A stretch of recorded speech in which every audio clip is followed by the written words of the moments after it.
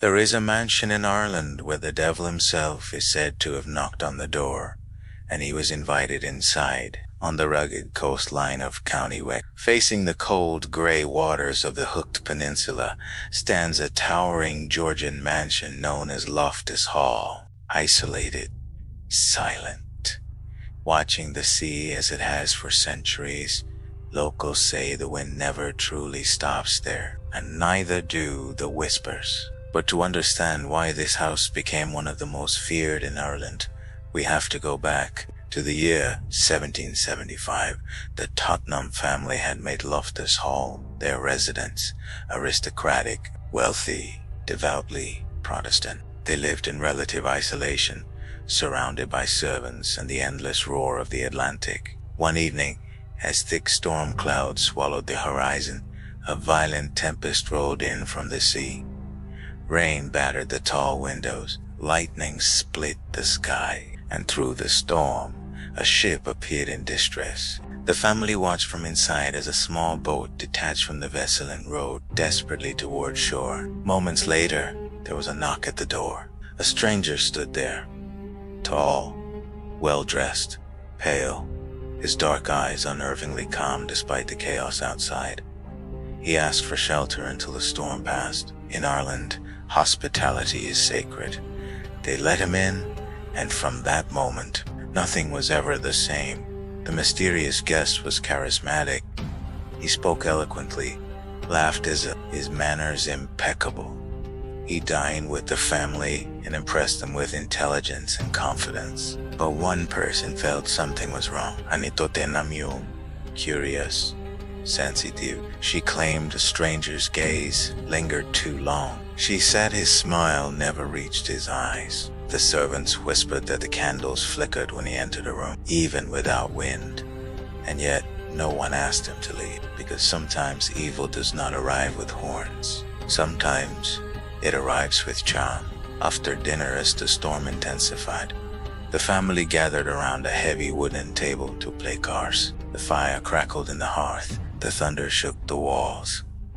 Anne played across from the stranger. At some point, one of her cards slipped from her hand and fell to the floor. She bent down to retrieve it, and that was when she saw it.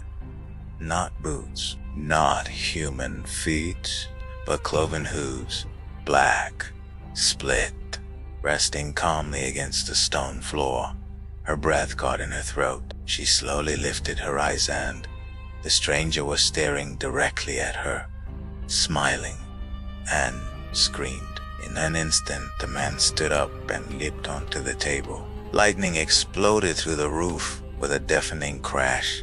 Witnesses later claimed he shot upward in a ball of fire, tearing through the ceiling and vanishing into the raging storm.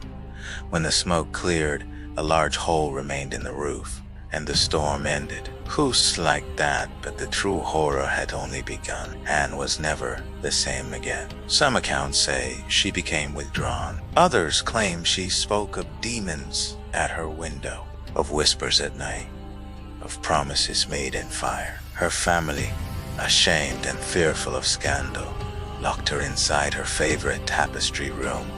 There she remained for years, sitting by the window, knees drawn to her chest, staring at the sea. Visitors later reported she never fully stood upright again. Her body reportedly became contorted from remaining in the same position for so long. She died in that room, alone. And according to legend, she was buried in the exact seated position in which she was found. After Anne's death, Loftus Hall changed. Servants heard footsteps in empty corridors. Doors slammed violently at night. Shadow figures were seen on the grand staircase. Guests report intense cold spots and overwhelming dread in the tapestry room. Some claim to see a tall, dark figure standing near the windows, staring out toward the sea. Waiting over the centuries, the house passed through different owners, but the legend remained. Priests were brought in, prayers were said, renovations were made, but nothing erased the story, because the hole in the roof had to be repaired, and the memory could not. Historians debate parts of the tale. There was indeed a Tottenham family living there, Records confirm that Tottenham existed. There are documents referencing her mental decline. But was it truly the devil? Or could it have been a traumatic psychological break caused by isolation? Was the mysterious stranger simply a shipwreck survivor? Or did something darker arrive with that storm? In Irish folklore, the devil is often portrayed as a traveler, a trickster, a being who tests faith by appearing as a gentleman. And Loftus Hall sits in a land rich with Celtic mythology where spirits, demons, and ancient entities are woven deeply into cultural memory. Sometimes legends are born from fear, and sometimes they are born from something that truly happened. In modern times, paranormal investigators have explored Loftus Hall. Electronic voice phenomena, sudden temperature drops, unexplained shadows captured on camera. Some visitors report feeling intense sadness in Anne's room. Others say they feel watched the entire time. Even skeptics admit there is something heavy about that place, as if the air itself remembers. So ask yourself, if a stranger knocked at your door during a storm, charming, well-spoken, smiling, would you let him in? Loftus Hall still stands on the cliffs of Wexford. The sea still crashes below. The wind still howls at night. And some locals say, when the storm is strong enough, you can see a shadow near the window, looking out, waiting for another knock. Because maybe, just maybe, the devil did spend the night there. And maybe he never truly left.